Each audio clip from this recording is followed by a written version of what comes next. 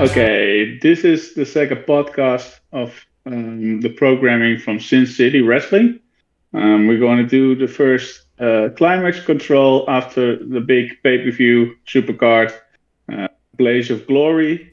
And it's also a special start because it's also the beginning of the Blast from the Past mixed tag team tournament, where the winners of the team will both get a singles title shot at the world title for men and for women.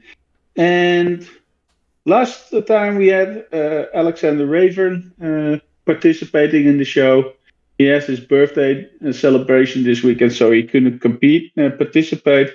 So I got another special guest with me, and I'll let him introduce himself. Hello everyone, I'm David Lucas, aka the handler of Krystal Wolfe, Jesse Salco, and Ariana Angelos. So, Dave, you ready for doing do the whole show and also previewing the coming show that will be aired this weekend? Do it. Okay. Well, the show starts with Justin Decent opening the show and presenting our special show singer Amanda Hugginkiss, who does another rendition of a wonderful song before the color commentators Belinda Simone and Jason Adams do a rundown of the show. Dave, what do you think about the opening of the show? How do you always consider this opening to be entertaining or?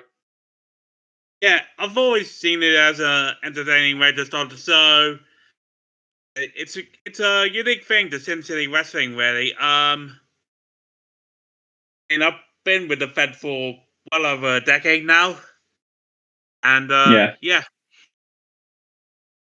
I agree. what I else to believe say, man? yeah, I believe you're longer in this fed than I am. But it's always entertaining to see something different from all the standard openings from different feds. So that's entertaining. And we're now going into the first segment of the show, where newly crowned world champion Michael Harris comes out, doing a segment. Doing a lot of complaining about disrespecting from the roster, people looking negative about him for what he has done to McBain at the Supercard, as well as complaining about having a match against somebody who believes he doesn't deserve to be in the same ring with him. So, what were your thoughts about this segment? Clearly, a Good. good heel segment. Yeah, definitely a good heel segment. I mean, Michael was kind of asking for the complaints considering how he won the world title, but that's beside the point. Yeah, every action has its reaction. So. And um, yeah, yeah. we don't know how that match turns out, but we'll get to that later. Yeah, it's going to be an interesting discussion concerning Yes. about his match against Yeah. Miles Casey, who has also a little bit of different twist to it concerning different storylines. But like you said, we only talk about that later. Especially since I You're wrote that match. yeah, it was a great match to be honest. Um, Talking about you writing stuff, you've been all over the show with matches, but also segments. Um, I have to admit, the whole teacher class thing from Ariana is entertaining as hell. So I'll just let you explain how do you come up with the whole idea of Ariana playing a teacher character. Okay, so the idea developed during the build up to Inception 6 and the Open Invitational Clusterfuck match. Yeah. And Ariana bought the whiteboard so he could help keep track of all the participants that were coming into the match. And that is such a useful promo tool that I decided to make it part of a character. So, yeah. It is different from what I've been used to from her. So it gives a different layer to her whole persona. Um, it's interesting because she's a babyface. You would expect something like this from a heel. So seeing a babyface um, actually just saying things like this, it gives her a different dimension to her. So that's interesting to see how this is going to develop uh, throughout the whole show. Then we go to the first Blast from the Past tournament match that consists of Courtney Pierce, and Ken Davison, one of the many members of the Saviors that will be competing in this tournament against Selena Dunic and Peter Vaughn. Um, an entertaining match, I have to admit. It's one of the competitors, Courtney Pierce, has been a former Blast from the Past tournament winner. So she's got experience in this whole thing. And in the end, it's Courtney Pierce and Ken Davison picking up the win over the team of Selena and Peter Vaughn, who is from on different companies that he's been competing in main top draw. So beating a team like this in the fashion that they did, it's rather impressive. Um, what were your impressions of this whole match? It was a great match. Good action in between. Uh, Came to see that Peter Vaughan get eliminated so early. Be interesting to see how the second round pans out. Round out.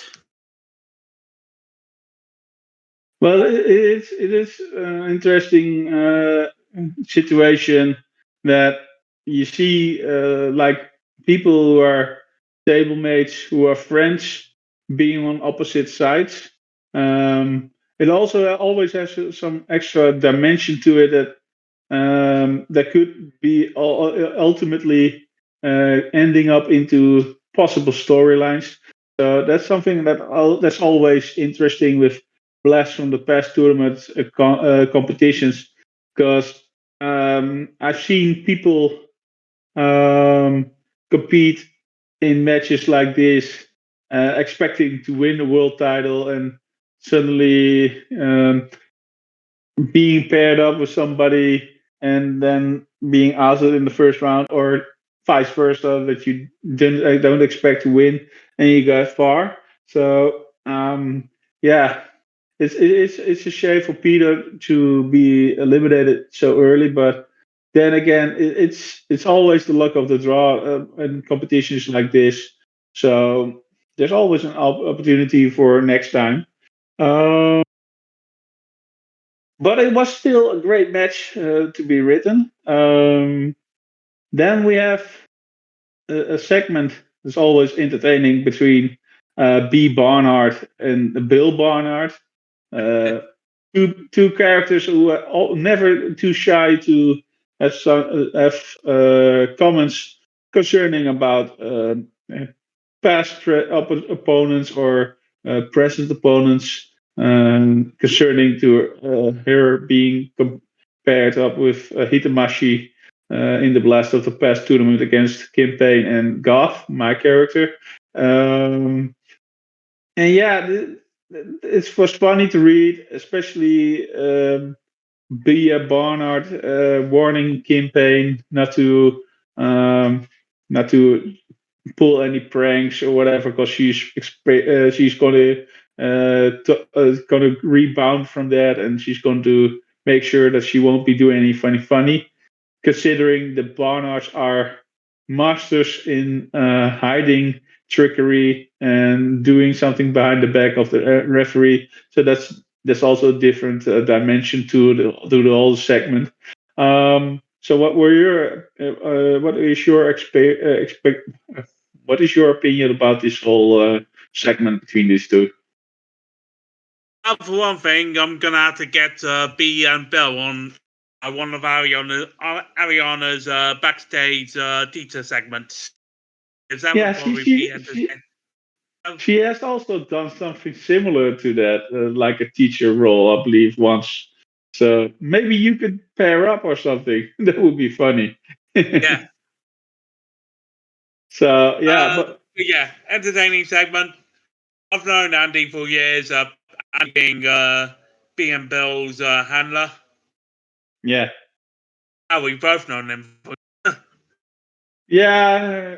I think we could always make a different podcast sharing experiences about Andy, but I'm not so sure whether people would would stay on through the whole podcast or just cut off halfway. Yeah, but there's always funny Andy stories to be told. Just great he's a segment. he's a Yeah. callback that probably no one will get. Dirty old man alert. Yeah, he's a funny guy. He's a funny guy.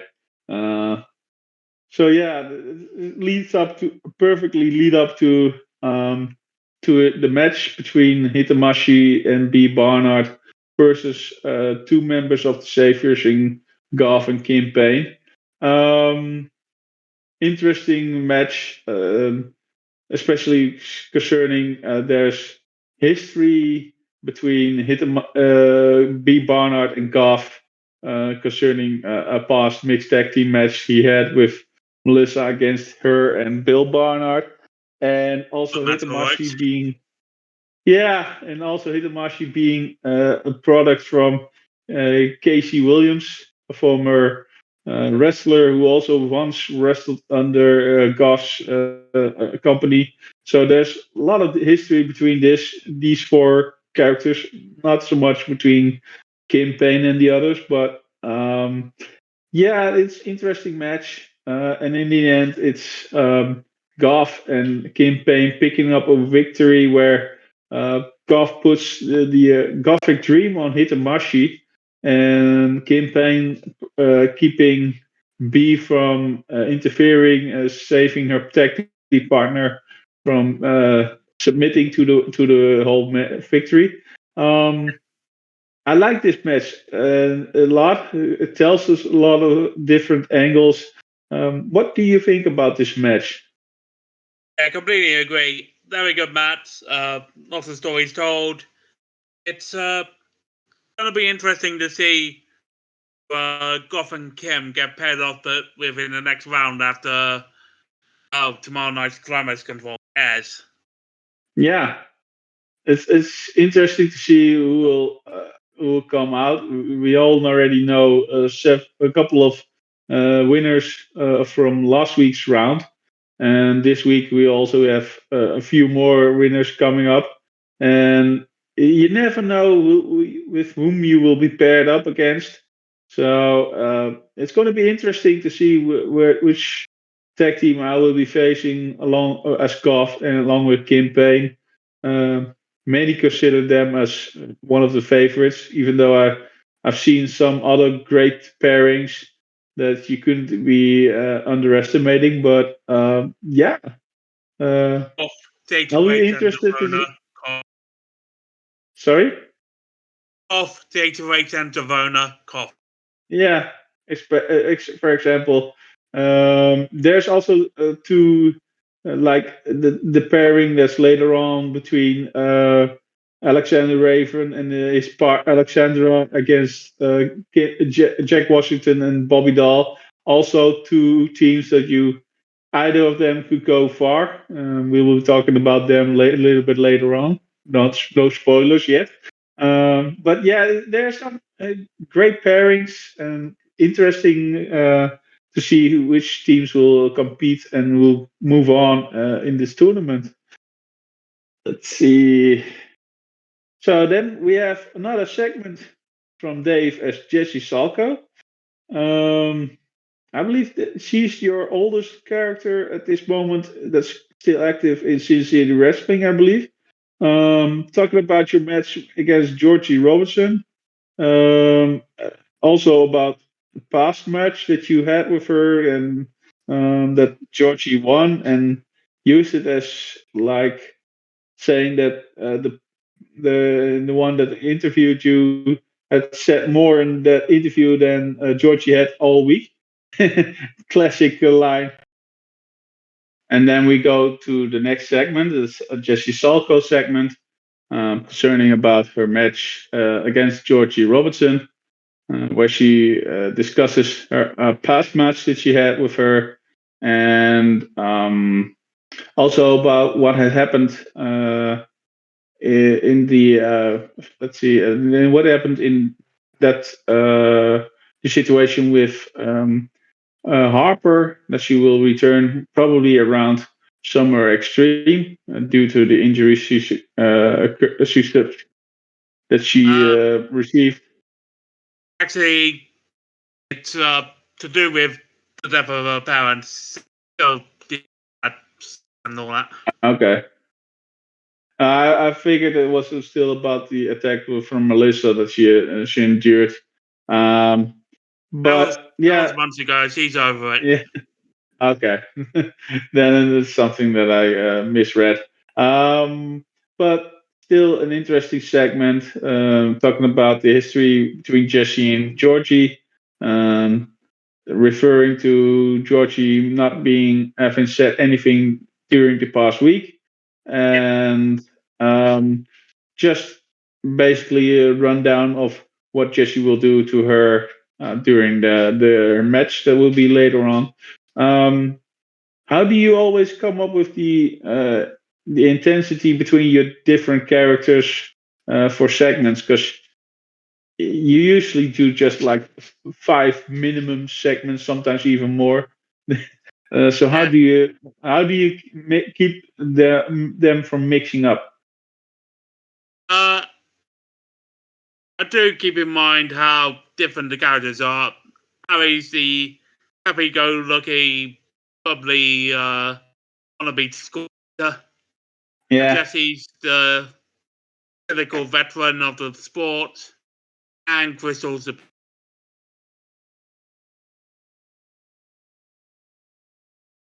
Okay. I'm not really sure So how else to describe Krystal at this point. no, uh, you're going through, of course, a character revamp of Crystal from going from a baby face to an all-out heel. So it's interesting to see how the development of the match of the character will evolve in the coming shows. And um, I did like the Krystal Wolfe segment later on in the show, uh, how she acts and reacts to different wrestlers, but also audience and stuff like that. But that's also Get a to little that bit when we for get later there. on. Yeah, exactly. We don't want to spoil too much things. This segment leads up to the actual Georgie Robertson match against Jesse Salko. Um, Great bombshell match between two wrestlers who are most of the wrestlers are uh, fast-paced, technical wrestlers.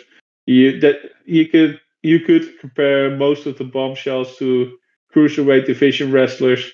So seeing those women in action always gets you excited, and in a way that it's always fast-paced. There's always something happening. And in the end, Jesse Salko picks up the victory over Georgie Robertson. Uh, so just give me your opinion about the match. Did you like the match? And did your character get portrayed well? You believe? It was a good match. Jessie was portrayed well. Looked strong in her win. Interesting to see how where she goes from there. Coming up. Yeah. yeah, it was interesting to see, especially with everything that's been going on with friends, people that you believe that were friends. It always gives you an extra layer of extra things to write about in segments or in role plays. Um, when you don't have the usual, okay, let's have a good day and stuff like that. So the whole group that Jessie usually had around her seems to be slimming down a little bit, and that leads up to what we are talking about, the Krystal Wolfe segment. That finally the people get an answer from Krystal Wolfe why she did what she had done to to her friends and to her sister at the supercard a few weeks Cousin. ago. Cousin, excuse me, family members. I mean, To Cassie and and Krystal are practically sisters, but yeah. mhm, yeah, and having her explain why she attacked them, and um, with I believe is really a good character work.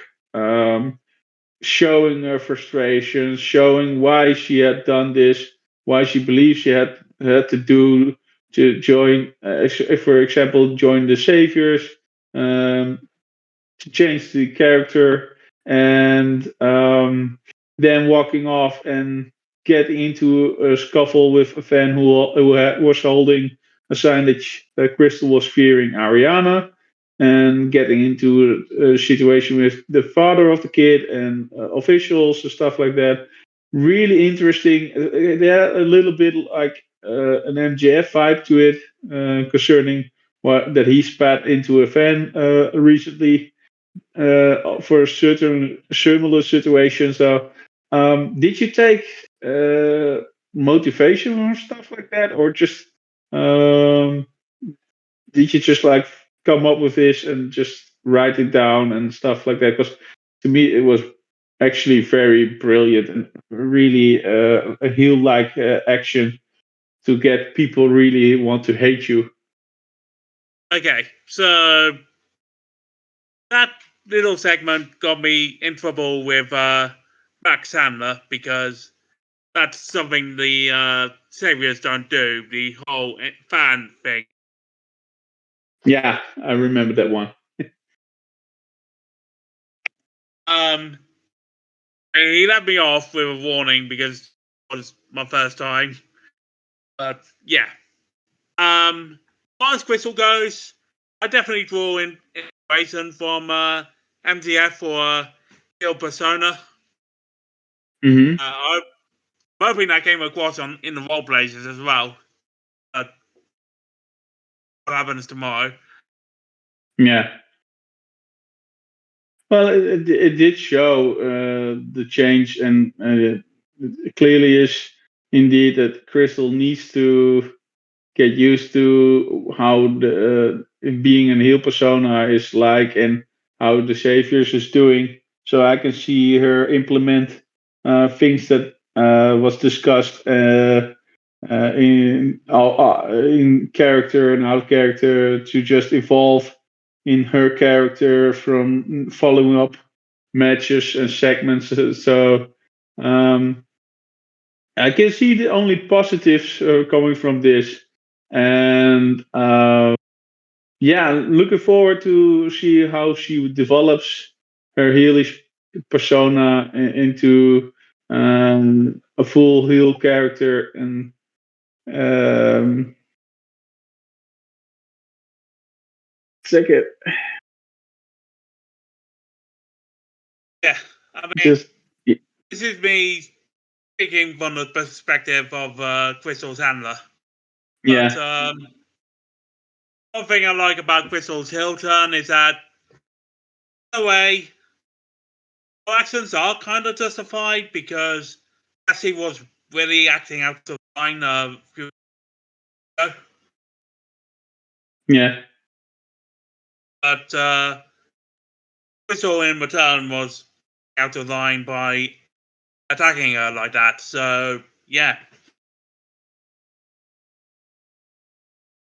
Yeah, I totally agree, and it's going to be a real good, interestingly build up to future shows.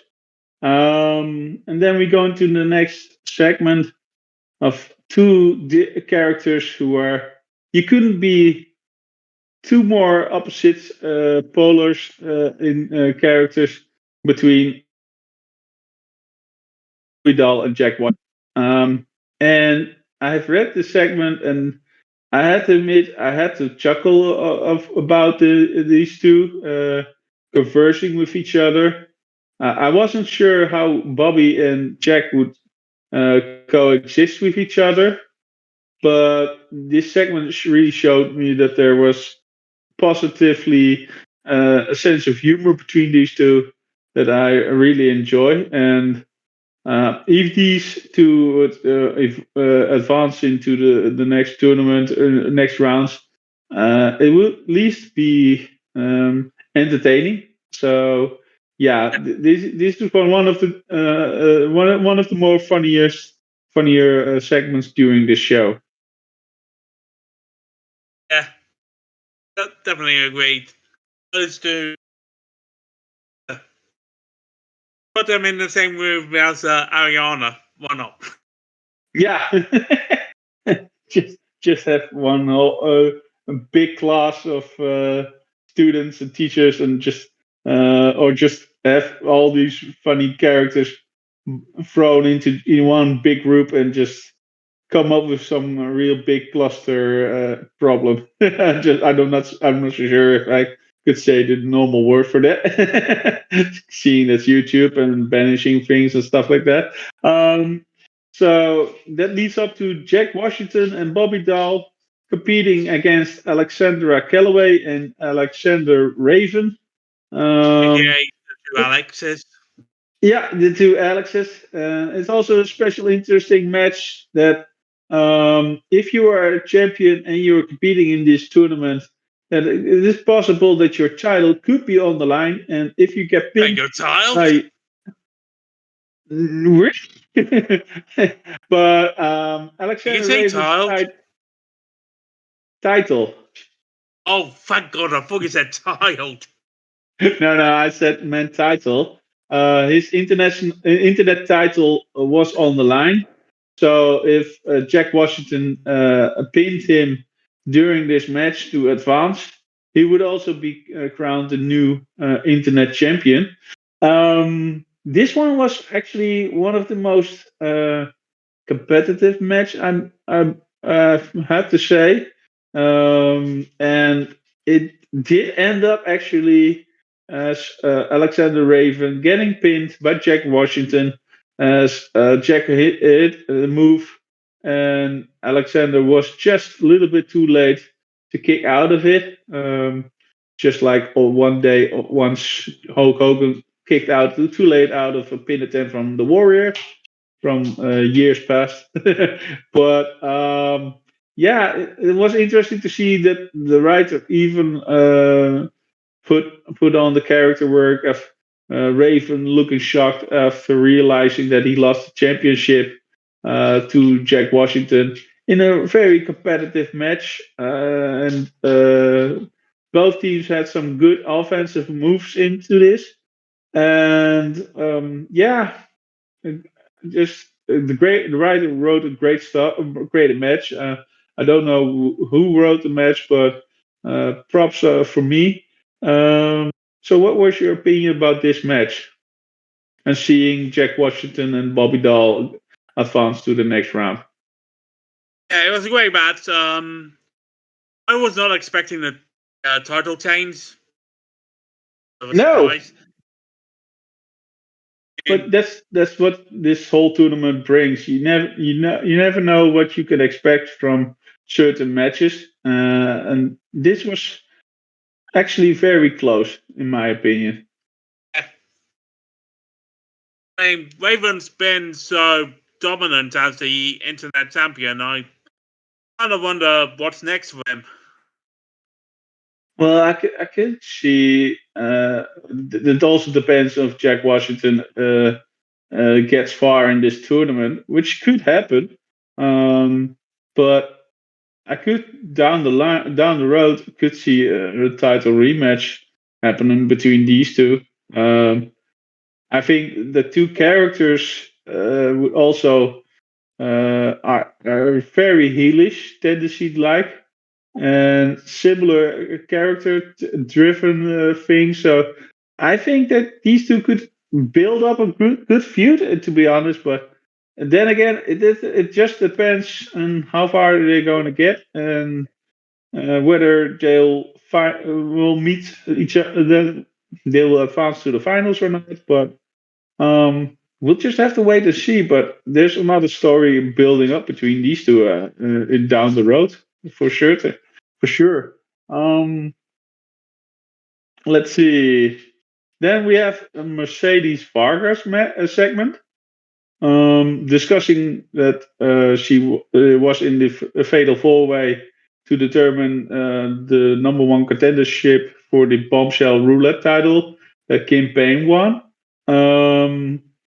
Her character was really. It was interesting to see Mercedes, who usually always is very confident in everything that she's doing, that she was actually, in my opinion, a little bit frustrated over the fact that she got pinned. But then again, she rebounded well enough to discuss the situation about Kim Payne, so she shouldn't be considering herself already the next roulette champion. That still has to beat the champion, and that she actually wants to have a match very soon or down the road, which I believe will happen down very soon. But that's when we discuss the next card. What did you think about the whole character work from the handler of Mercedes Vargas? I believe it was very interesting to see her in this way that I've not seen her do very often. Yeah. Good character work, like I said. Mercedes he's always older than Jesse. I'm not sure I take that, but she acts older. Yeah. Let's see. Turning off the phone. Yeah. Be interesting to see what happens tomorrow night. Yeah. It's going to be interesting. Mercedes is that, but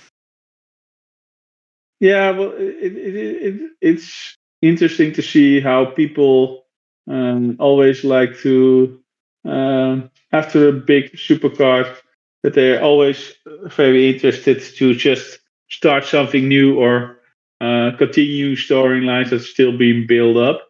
And Mercedes is clearly looking for a fight, and with a big roster of bombshell roster. It's not difficult to find somebody who's wanting to put up a fight with you. So she better know what she's going to ask for, but you can get it. Yeah. And then let's see.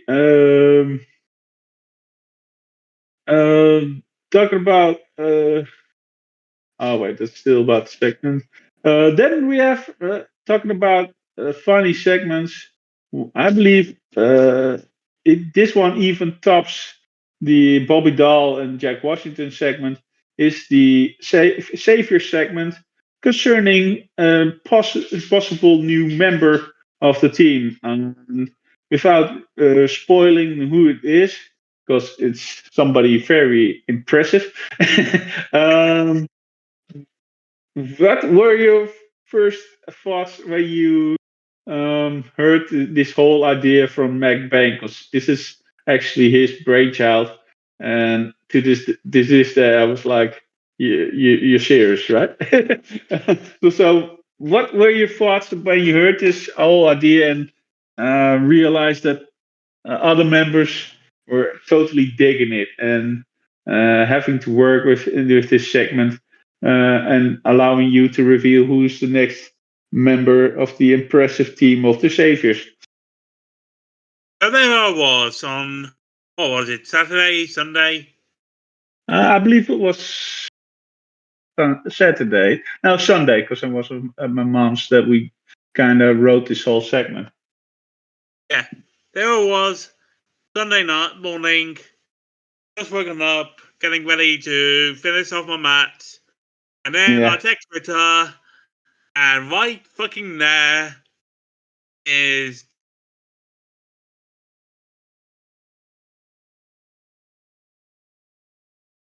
I don't think I can really talk about it without spoiling who the new member is, so shall we just give it away?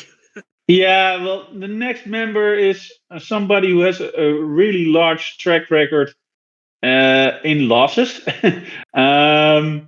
A character that we all know as and love as the Troll. And the whole idea about this whole thing is that I believe that Mac Bain was actually felt like, what if we gave this guy, this character, the opportunity to be a part of this group and just run with the whole gag and give him the feeling that now I can just mess around with anybody because I've got a whole group of great wrestlers behind me that will protect me and will protect me from everybody else, so that he can do the whole everything that he's been doing multiple times 100. So if you thought he was annoying back then, I believe he's got now more fuel to irritate a lot of people more than he used to. So yeah, it's the unlikely combination. I, I've learned throughout the years that never say never, and this is one of the things that I would say. If you would have told me that I could wage a bet about putting $1 on that he gets signed and I would earn $1 million, I would say you were crazy. But I fortunately have to eat my words. So yeah, the whole gag is that the Troll is the new member of the Saviors. In a funny segment to read that he was backstage somewhere with his mom and most of the members of the Saviors, and just having a wonderful time, and just where McBain actually proposes him to be a member of the Saviors.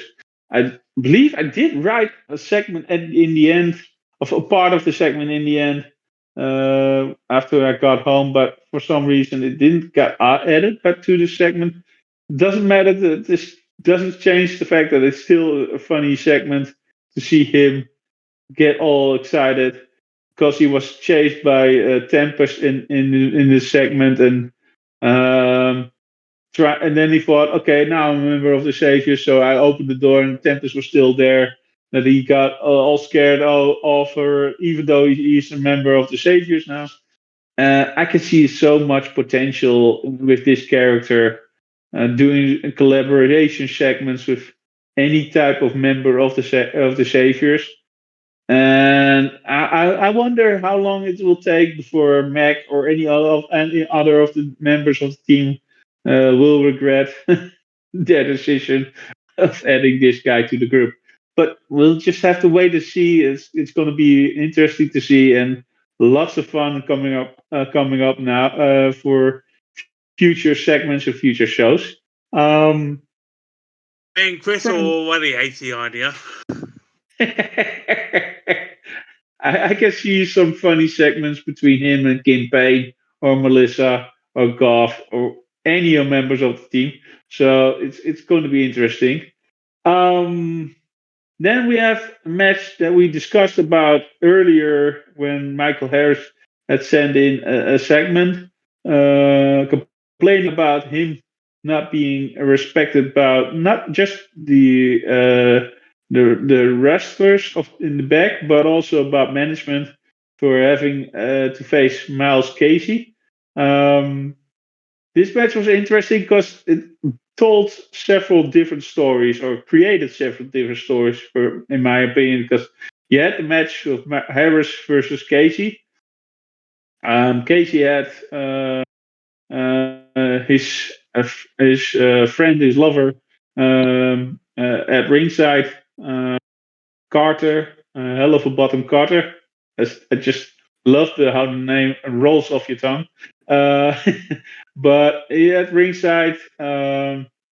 Look, happily to see that he's being mostly recovered from the beatdown that Austin James Mercer had given him at the supercard. Um, but it's interesting to see that during the match that suddenly Austin James Mercer appeared and was charging, stalking Carter outside and attacked him, and that led to actually, I believe, Casey getting a little bit distracted, which Harris took advantage of and took the pin. To lead up to his first victory as world champion at this current period in Sin City Wrestling. And then the interesting thing that was actually coming from this right now, which I thought when I read this whole segment, I was like, oh, this looked like Harris and Austin teaming up together as a team, a twosome, to just beat down people because Austin is also just a heel that just doesn't care about anybody. But that he showed that after getting in the ring and just kicking the shit out of the champion, who came off the turnbuckle celebrating his victory. Also picked up the championship, which led to Casey coming into the ring and whipping him with a chair across the back and just go for a fight between them two, which ended up being pulled out by the official. So this is interesting to see how now you got three different stories or three different stories build up into one, and I believe there's also it's going to be follow up in the next show, but that will be discussed after this review. What was your opinion about this match and the follow up after this match? Because this is interesting to see how this is going to be leading up to future shows. But so full disclosure, I wrote this match. Ah, okay. So yeah, go ahead.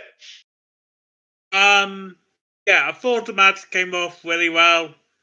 I tried to play Miles as the plucky underdog face, Arthur being the sport, and Michael being Michael. Yeah. And of course, Austin being a dickhead at the end. Yeah. it just builds up into actually all four of these competitors now have a reason to just want to fight each other. I believe this could lead up to a triple threat or a fatal four way or tag team matches. You can go any direction. It was interesting to see how this suddenly ended up, and great writing as always. But this was just interesting to see how this ended up, and yeah, this got some possible future storylines being shown in future shows. So looking forward to a future world title match. That's what I believe is in the brackets at this moment. So yeah, great stuff. And then we Just to are get this leading up. out of the way, Goth, for the Yeah, next match as well. sorry. For the next match as well. Ah, yeah, I do remember that one. Uh, well, leads up to the final segment and the final match of the show. That's a segment between of Calvin Harris having an argument with Guy about the match, and then we have the match of Melissa and Chris Page versus Calvin Harris and Dawn Warren. Melissa's bombshell internet title was on the line, so if Dawn, Sorry if you heard a dog barking just now. I'm looking after my sister's dog, and it's no problem. alerted by someone. It's no problem. My dog is also trying to get in my attention, rolling a ball towards me every single time while I'm discussing this. So I'm also trying to give her a little bit attention as well. Besides focusing on the sheet of this match of the show. It was interesting because Melissa's title was on the line. So if Dawn would pin her, not only would she advance to the next round if they would have won or would if they won, she would also become the next bombshell internet champion. This was interesting. Me and the handler of Chris Page had a lot of fun of just doing two role plays of collaborating. Our version of Jay and Silent Bob's Mallrats story, adding some funny things with different movies from the two characters. We just wanted to do something different, and we had a lot of fun. And we just wanted to see how it would be judged about. And in the end, we faced a team of Calvin Harris and Dawn Warren, who picked up eventually the win when Calvin Harris pinned Chris Page. So the team of Melissa and Chris Page did not advance. Melissa does keep her championship. It was an interesting match to read that you've written. You are always one of the few that pick more matches than one. Usually, sometimes I also do that. Depends on my schedule, and it depends on how much other feds I have to write for. So sometimes my schedule is not as not as positive as not all the times. But I enjoyed the match. So yeah, just give me your views about this match that you've written and why you decided to give it the twist that you do for this match. Okay, so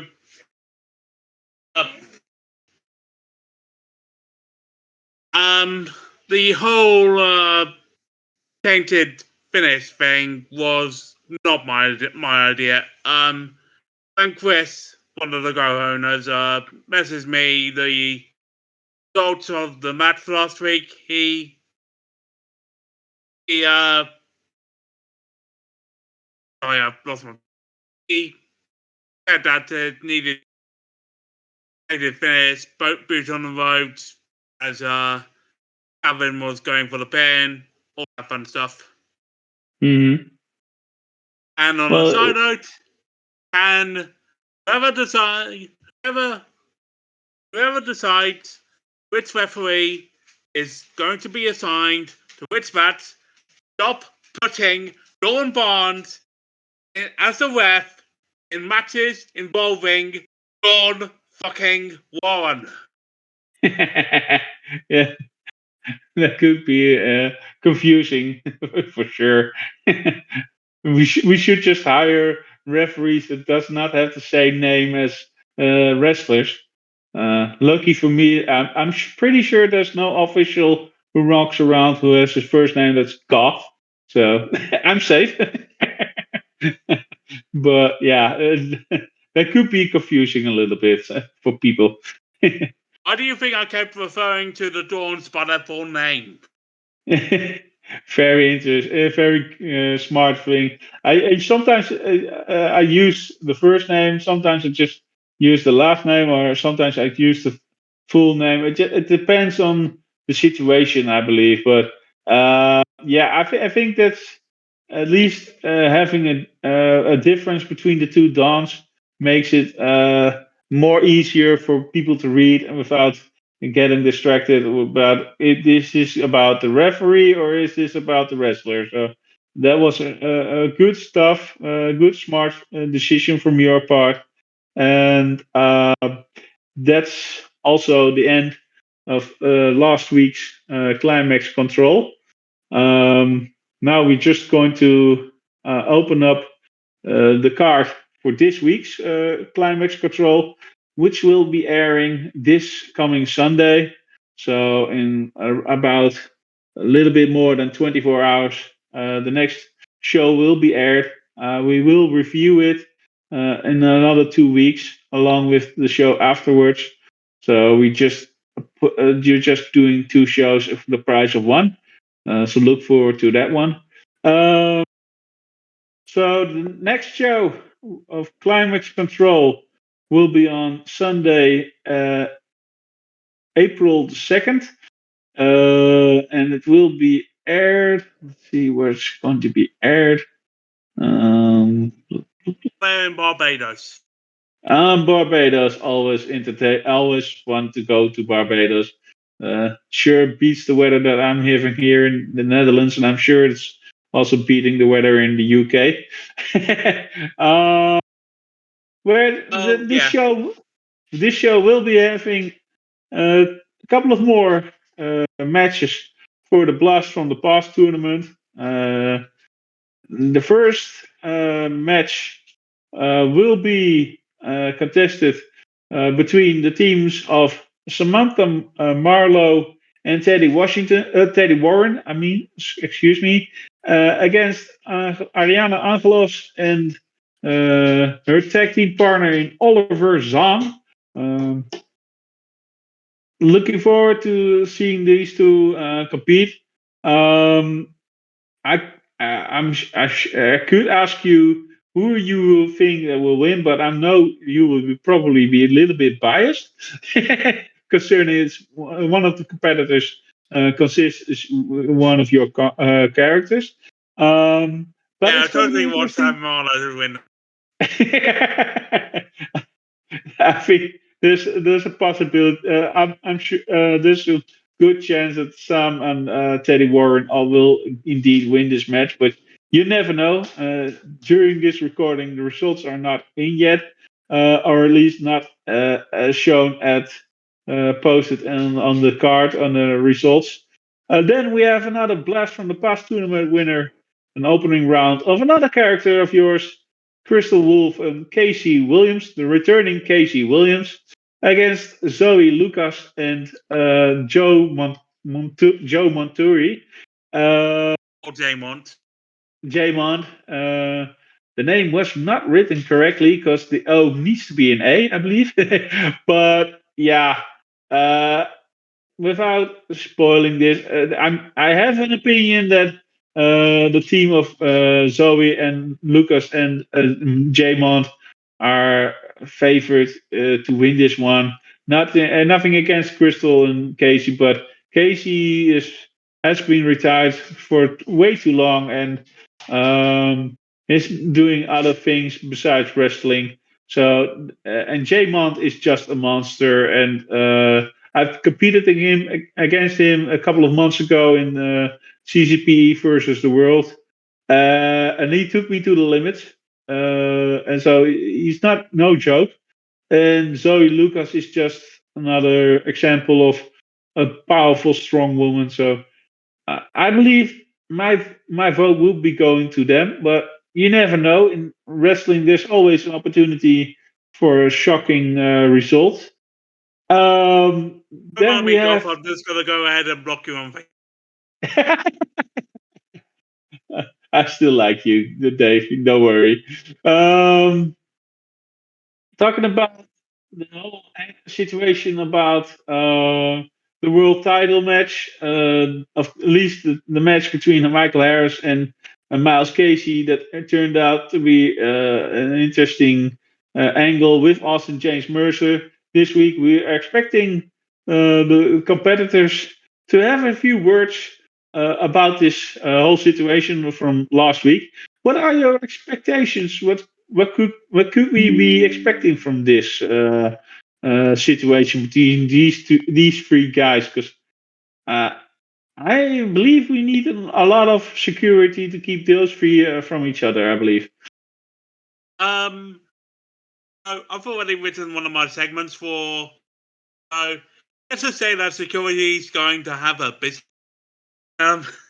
Yeah, I think that they need to hire some extra muscle. Lots of muscle. uh, it's going to be interesting. And I'm not. I'm expecting also maybe Carter having a few words to say about the attacks of Austin Mercer on him over the last few shows. Then we have a next match between Malachi and Bulldog Bill Barnard. I hope it needs to be pronounced as Malachi. If not, my apologies.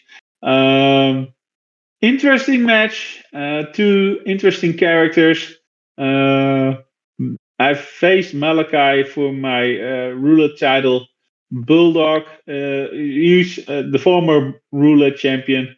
I can see these two having a lot of fun against each other, and I, I cannot say who's going to win this match. People would say Bulldog because he's experienced. He has B. Barnard in his corner, but you never know. Maybe Malachi can pull out a victory over him because he was undefeated until he faced me at Blaze at the last Supercard. So, what is your opinion about this match? It'll be a good match. I think I see Malati getting the win. Mm-hmm. And Yeah.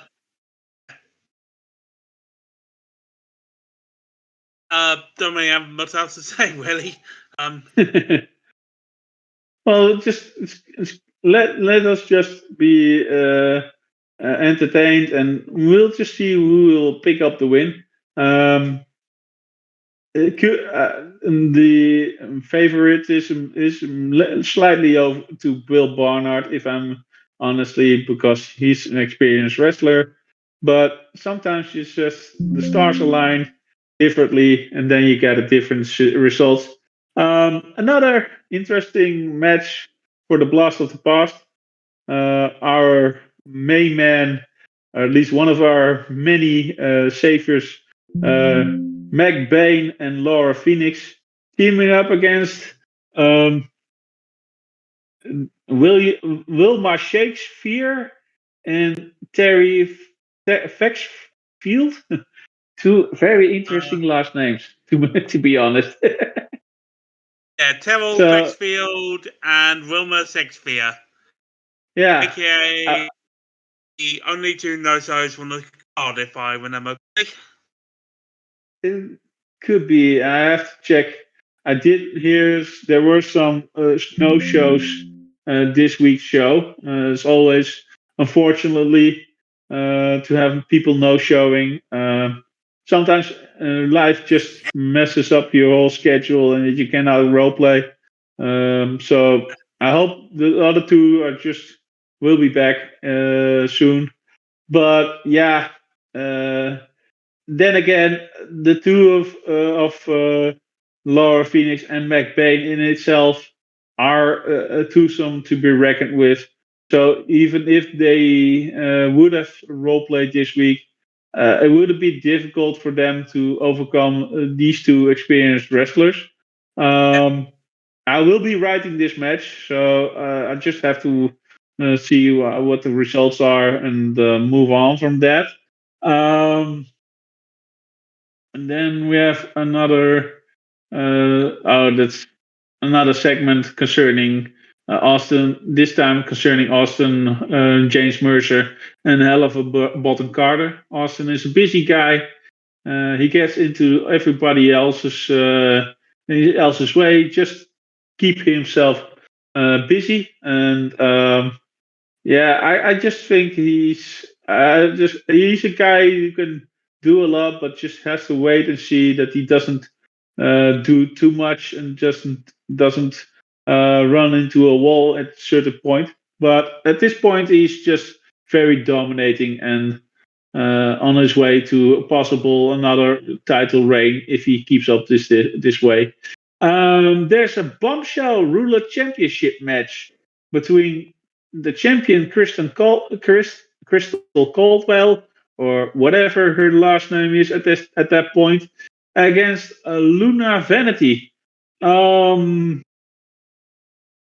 It's interesting. Yeah. I'm going to be watching this match as well as the main event. Yeah, I can imagine. You always have an eye for the bombshell roulette championship. Just the roulette divisions in general. Yeah. I need to remind you of the infamous No. 12 Labors of Hercules match from last year. Yeah. I still remember that one as one of your better writings, to be honest. Yeah, it's always tricky to when the card comes up to pick out a roulette championship match or a contendership match without having to worry that you already snatched it from somebody on his nose. But then again, I know that if you pick those matches, you always come up with something very interesting and always very fun to read. So I'm looking forward to what you got cooking for this one, and to see whether Crystal Caldwell will walk out as champion because she has with a big feud on Twitter between her and Kim Payne, who's the number one contender, whomever will walk out as champion. But you cannot overlook any other bombshell in this division. So, yeah. Yeah, I mean, Luna has yet to pick up a win in Cincinnati Wrestling, so obviously a win here would be a major boost for that character. Mm-hmm. I agree. So whomever picks up the win, it's going to be a big win. And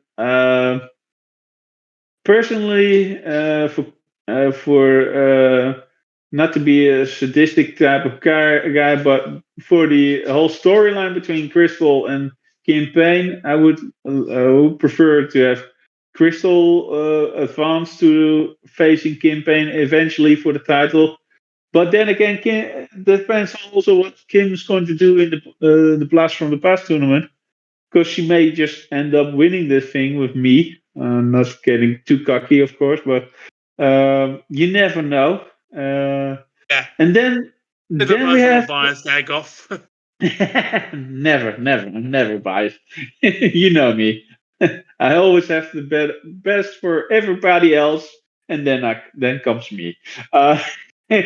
And then we have the Blast from the Past main event, the final match of the show. Devona and the returning J2H, legendary J2H, who has held many championships and many records. And one of the few favorite wrestler. Yeah, indeed. Never too shy to share his opinions about anybody else. So this is, and they are facing.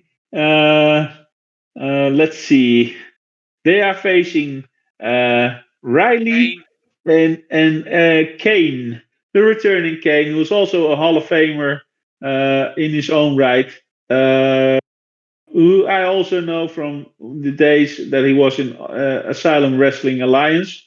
So he's a returning legend who just wanted to share to try and win this tournament.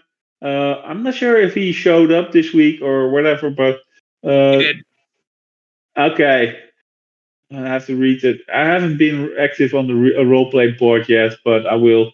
It's been a long time seeing a roleplay against him from him, but yeah, actually, it doesn't matter much if you're facing a team that consists of the character of J2H. you could actually say that 99.99 of all the matches he probably will win. he, he will say he will win every 120% matches, but yeah, these two are just, um, in my opinion, the favorites to win this match and to move on to the next round, and just to see who will they be facing. It would be interesting if they would be facing Samantha Marlowe and Teddy Warren, if they would advance to the next round, because Teddy and J2H have a history with each other, calling each other names and stuff like that. So yeah, it's going to be interesting. But if I would spend my money on winning a team, then it's going to be Devona and J2H. What are your opinions? And then we have the main event. I thought that the tag match was the main event, but there's still one more match to go. Mercedes Vargas requested a match, and the kind owners of this company were willing to reply to her wishes, and they received, they sent her a match against the newly crowned Bombshell World Champion. Um,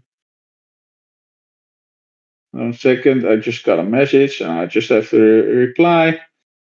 Okay, they put her in a match in the main event against the newly crowned world bombshell champion Roxy Johnson. Um, Two individuals who have been in this company for I don't know how long. Roxy is a record holder, world champion title holder, I believe, in this company, especially in the bombshell division. Mercedes, in her own right, is a legendary name. Apologies. Who is also known as the Stout Master. If you have a question about when somebody faced somebody, she will find it in no time. She keeps up every stat of how what your win-loss record is, or whatever. If you want to know something, go to Mercedes Vargas. She will know anything, or at least 99.99% of everything. This is a match that I'm very interested in, to see just two experienced bombshell wrestlers go at it and compete for the world title.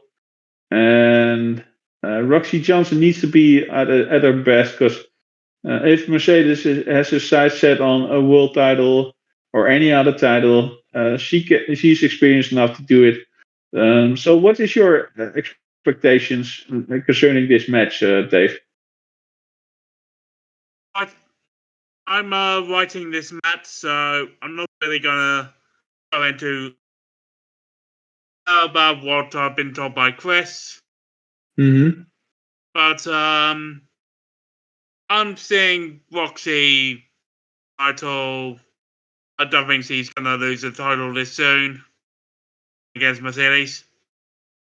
I would be also very surprised if she would lose the title after winning it for, I believe, a record amount of time that she has held a bombshell title in this company. So yeah, I would agree that Roxy is the favorite to win this match. Um, Yeah, and then just it's it's been a while since SEW has had a champion had survived the only won the title and then lost it. Really, hasn't it? well, I have to admit that in the last few times that Goth held a title, it was last year with the mixed tag team titles, which he held with Mercedes.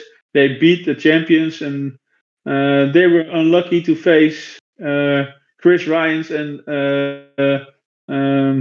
Micah? yeah, the first title defense lost it.